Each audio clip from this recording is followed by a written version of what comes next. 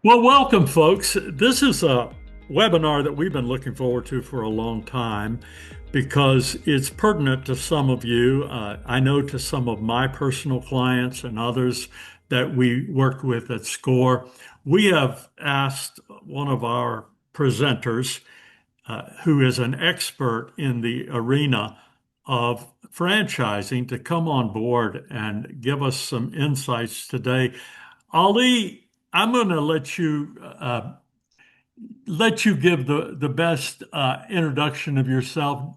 Ali Nekomenish is right here with us in Fresno and has been a loyal part of our SCORE family for a long time. What do we need to know about you, Ali? Just very simply to give credence to this session, Tom, I am a SCORE volunteer, facilitator for franchising, business startups, and business plans. Um, I do have a franchise consulting company. I'm currently executive vice president for a franchise system, QSR system. I've been in franchising world since 1984, working for international companies such as Wendy's, Perkins, and so on. And I do have a small presentation here. I would like to start with a disclaimer with Tom's permission here. Yes, So please. the information that's provided today is for general information purposes only and is not intended as legal, financial, or professional advice. While we strive to ensure that the content is accurate and up to date, there are no representations or warranties of any kind, express or implied, about the completeness, accuracy, reliability, suitability of the information contained herein. You're advised, of course, not to rely solely on the information provided and be diligent on seeking consultations of attorney or consultant familiar with the state and local and federal franchising and distribution laws. And finally, on this, any reliance you place on the information is strictly at your own risk. Under no circumstances, Alina Kumanesh or Eagles Management Consulting be liable for any loss, damage, including without limitation, incorrect or consequential loss or damage arising out of or in connection with the use and reference to the information that is provided today by Tom and I. And I appreciate you taking this under consideration. So with that, we'll go ahead and start our meeting. Good, Ali. I think we're going to do this in a Q&A format because that's something that we have practiced with great fruit. Would you give us a little rundown of what is franchising? Okay. That's a good question, Tom, and it's a question asked by many because it's somewhat confusing. Franchising is basically a business model. Franchisor is the company that grants the franchise formal enforceable contract, and the franchisee is the person or entity that purchases the rights to operate under franchisor's brand name, such as, for example, Wendy's, Hilton, McDonald's, Deli Delicious, what have you. Established business grants the rights and a license to a person or a group of people, for that matter, who are interested in operating a business using the franchisor's systems, methods, brand, marketing programs, and the logo. The franchisor, of course, exerts much control over the franchisee's business function to protect their brand. So that's what franchising is. So when you do enter in a relationship uh, that's built around franchising, there are a lot of perks that you get along the way, and I know you're going to address that in a moment, the advantages and disadvantages. But I think a lot of people would like to know, and you had a very valid and long disclaimer. But I think what that alerts us to that there are a lot of legal issues. This is a regulated industry. So who is regulating the industry? Good question, Tom. Number one is FTC, the Federal Trade Commission, that regulates all businesses in commerce in our country. State of California is CDFPI, which is California Department of Financial Protection and Innovation.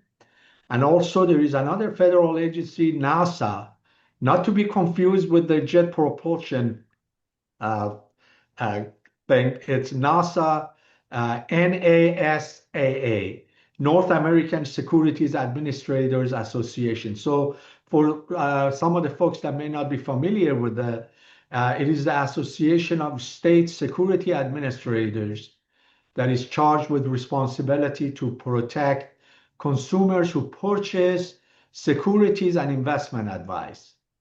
Its mission is to shield investors from harmful practices. So in franchising, is considered a securities and investment. So that is why NASA gets involved with franchising. So you got those three elements, three agencies. Most prominently in California would be of course, the California Department of Financial Protection and Innovation, and U.S. Federal Trade Commission and NASA as well. Thank you for that one, Ali.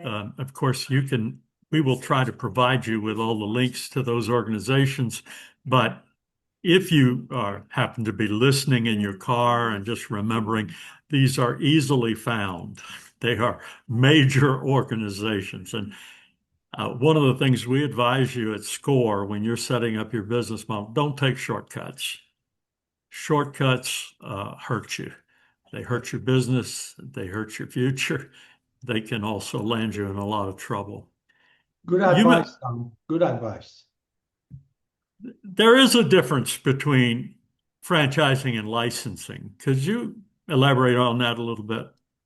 So basically, and this is a very good question you're asking because it creates a massive amount of confusion, even across the board in the legal industry, because many non-distribution law franchise attorneys and business consultants really understand the difference between these two business models.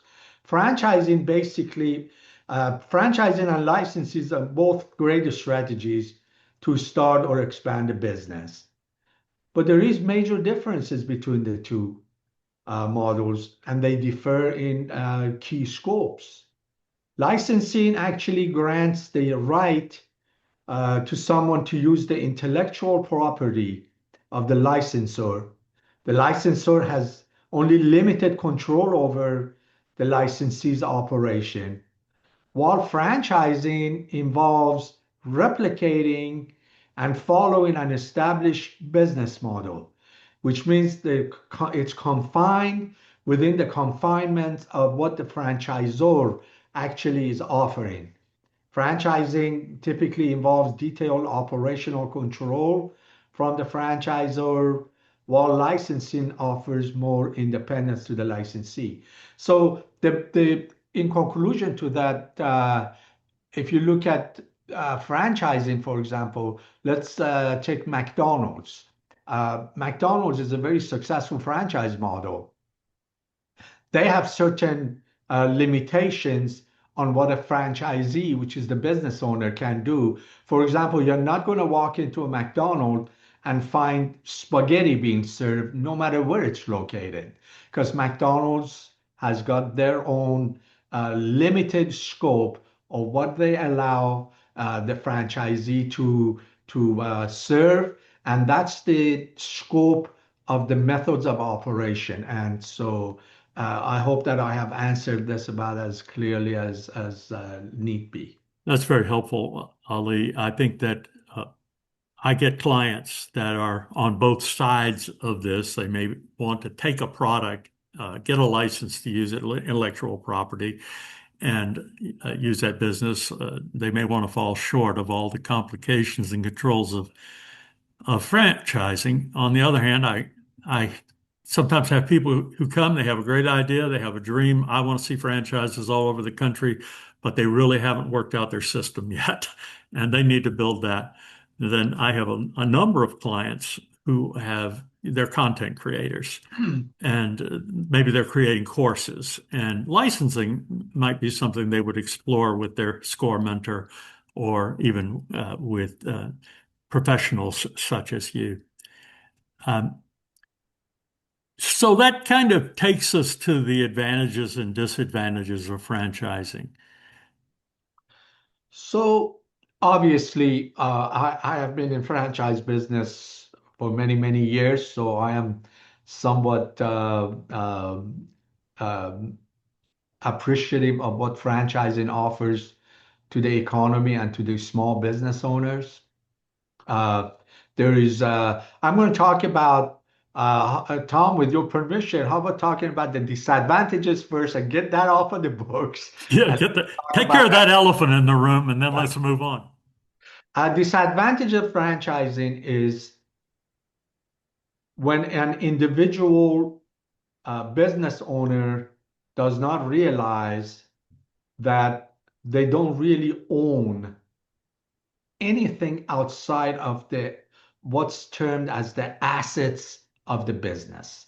Assets meaning furnishing and uh, develop sites and counters, electrical, what have you.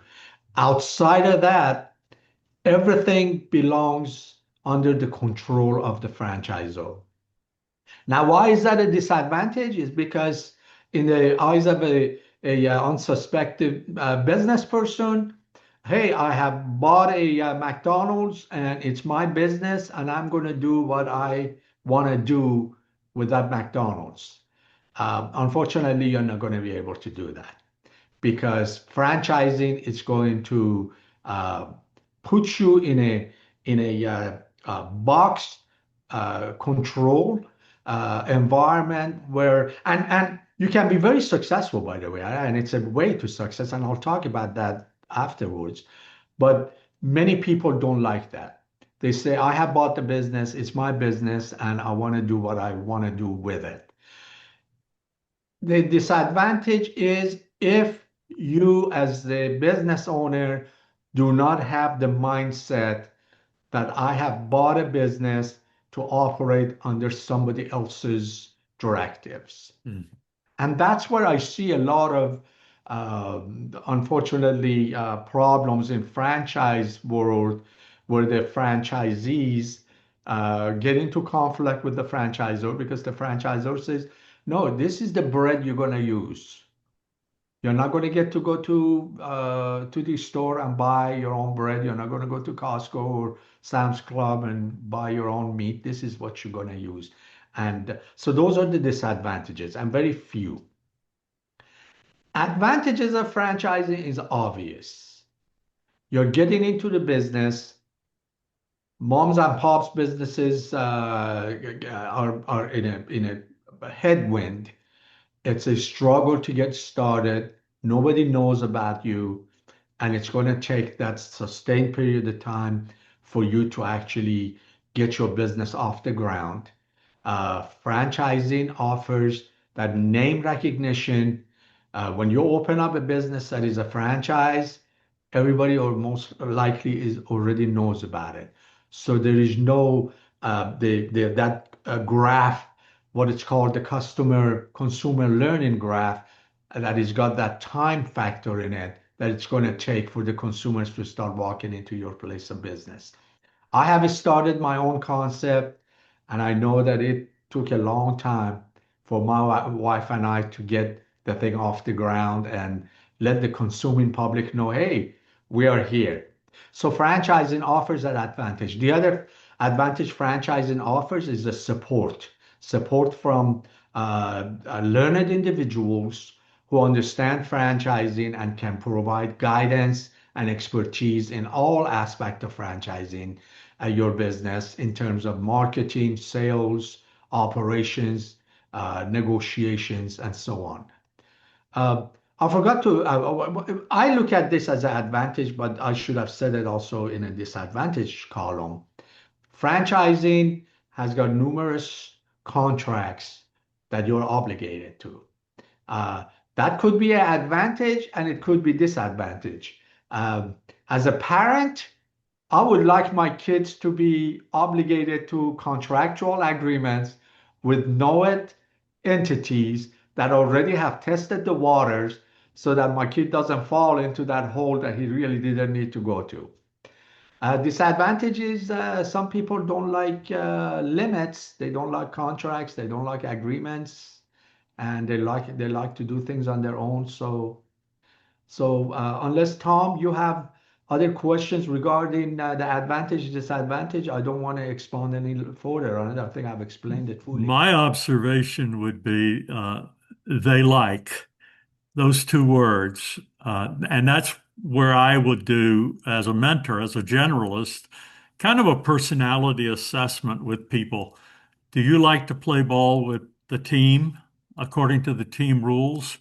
Or do you really want to go out there and is your whole passion to create your own thing? I'm glad you created that brand that you referred to because my wife and I enjoy going there and eating there at the Colorado Grill. I know you didn't bring it up, but I recommend it from me to our friends. And yet at the same time, it is a roadmap to success you offer by having those contracts which protect both sides of the agreement. How do I become the franchisee of a brand? So every franchise company has got their own requirements as to whom they will allow to be part of their system. Um, Here at SCORE, we recommend that you speak with the professionals who understand the franchising and vet out various business models. Once you've decided on a particular business model, then you go up on their website and see what the requirements are of you actually applying for to become a franchisee. And many other requirements are not just confined to financial. They are, some franchise companies expect experience in the system, be it restaurants, be it retail, be it manufacturing, what have you. So the best thing to do is go on their website, get the information, and then contact an expert in the field who can go ahead and kind of review that with you. That's what I have to offer on that. They can vary. And I think that one of the things that I've encountered with a client is that, he came to the place where he felt like he needed to sell his franchise. And so whoever he sold it to had to meet those requirements. And one of those requirements was residency. The company did not want a absentee franchise owner. That's right. Some people have a really great brand and they have a really great product. How do they franchise their brand? Good question. And so there is a steps to that. At SCORE, we always promote the value of a business plan. So you prepare a business plan, why it is that you want, what it is that you want to do, and why it is that you think your brand is franchisable. Then the next step is to contact either a consultant familiar with the franchising, distribution laws, or an attorney who's also familiar with. Not all attorneys or consultants are jacks of all trades. So you want to make sure you get together with someone who's familiar with the distribution laws of the state and federal agencies at the same, or an attorney who's familiar with that. Um, then they will help you prepare and we will talk about this a little further, the related documents that are necessary for you to file with your state agency and the regulators to actually franchise your particular brand. So it's a little bit involved, but to start with, you want to get your business plan and get together with those two individuals that I mentioned to get the ball rolling for yourself. If you feel like your brand has got legs, these are the people that can really help you grow it. Takes some thought and takes some very good advice. Yes. And that would take us to our next question. What contracts and agreements are present in a financing relationship? In franchising, there is numerous contracts. Number one and foremost is franchise disclosure document (FDD) that has to be prepared by people knowledgeable in franchising. It's a pretty extensive document required by the Federal Trade Commission and by your state regulators. Uh, Inside of that document also is your franchise agreement. That is part of the exhibits to that FDD, which I imagine Tom is going to ask, well, what is it? What are the points in the FDD? And then I can talk about that. Mhm. Yeah. Indoor. By the way, and I'm sure that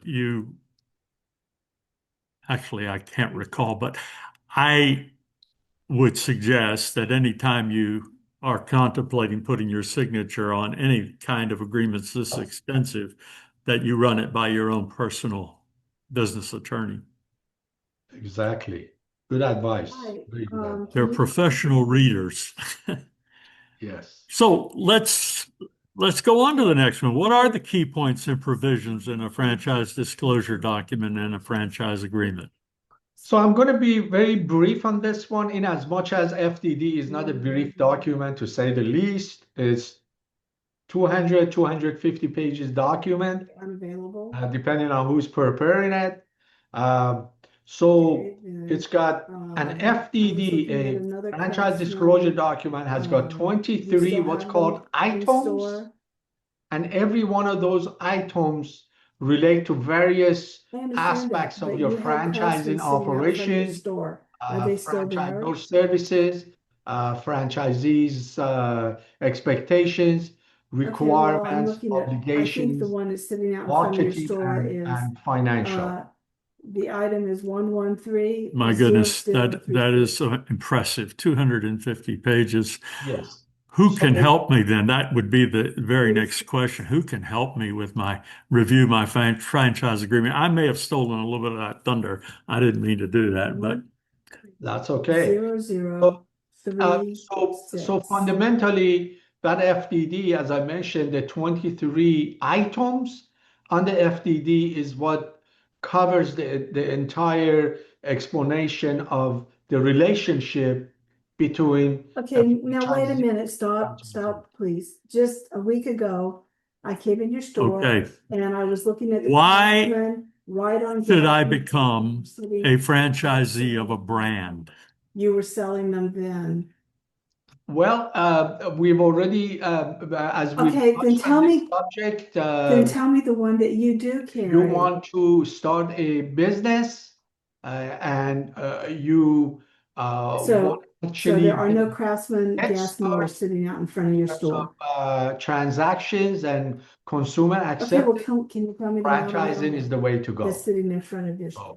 And I think about, you brought up McDonald's, and I think about the history of the McDonald's brothers and all the things they tried and using real plates. And then it was Ray Kroc who really Okay, it's a created 17.5 the replicatable brand.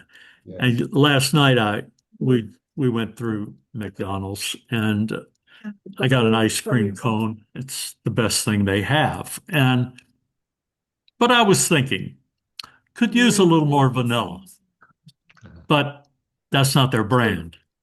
Right. They can't add another drop of vanilla. Exactly. Well, Exactly. when What my is involved, and you touched to this already, so it may be a little redundant, but in franchising of your business? Um, Um, and that's a good question you're asking. One of the reasons Tom is asking that question is because there is major governmental regulations that govern the state of franchising, where a business has got to be very careful that they are not put out to the public that they are a franchise business without having to have registered with the federal and state regulators, because the costs of undoing it is very, very, very high. And uh, it's called the mistaken franchising. And you want to make sure that your business is totally uh, following the rules and regulations, where you are not collecting royalties or advertising fees from your sister business, because that's called unintended franchise. hmm. The penalties for unintended franchise are severe. This is not one of those areas where it's better to ask forgiveness than permission. Get it right. That's right. Exactly. Thanks for asking that question, by the way, Tom. Absolutely. yes, I And am. franchising laws do differ from state to state, do they not? Yes. So basically, there is all over Yes. our country, whoever offers for a franchise, they have to offer a FDD, franchise disclosure document, and agreements. The only difference is there is 14 states in the United States So in other words, you have that no covers gas franchise. right These are ons to sell franchise today. registration states, and California is one of them, amongst Yes. many other states that you can look up. So I don't take your time. You look up uh, franchise registration states. So these 14 states require that your FDD be registered with the state, and the state regulator approves Okay. every component of that FDD. Okay. And I have in front of me a very comprehensive list. You've listed the 14 states and the non-registration states, and I don't think we're going to read those off. Yeah. We're going to So make No. that information available. the attendees, So the my folks that are earphones. watching this Hang video, on. they can go online and they see the registration Hold state. on, please. And with those 14 states, the Okay, put my FDD earphone, document my headset actually on, has so to maybe we be can do better. reviewed One and of what? approved by the state agency, state regulators, before you're allowed to offer franchising. This has been very helpful, Ali. Okay, thank you. Your knowledge. This is worthy of one of the lectures in a general small business class at any major university, I believe. It gives us the background and enough to know what we don't know and what we need to know and what we need to find out.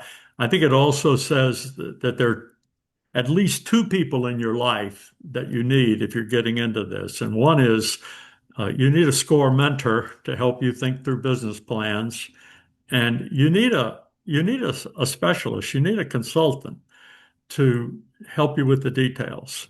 And so I'm glad that there are people like you out there who have devoted their life to specializing in this. Absolutely.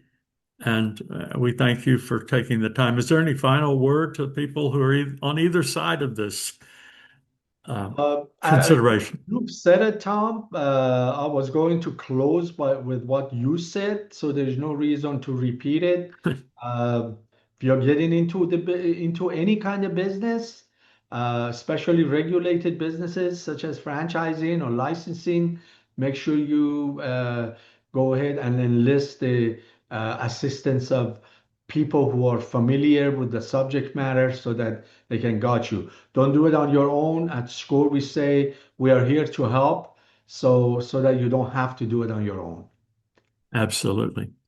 Okay, Ali, till the next time, you're the guy we call if we get a client that has a big question. So they Thank may you. not be talking to you, but we are going to be getting information from you. So we're going to let our guests go, and then you and I'll wrap up a little bit.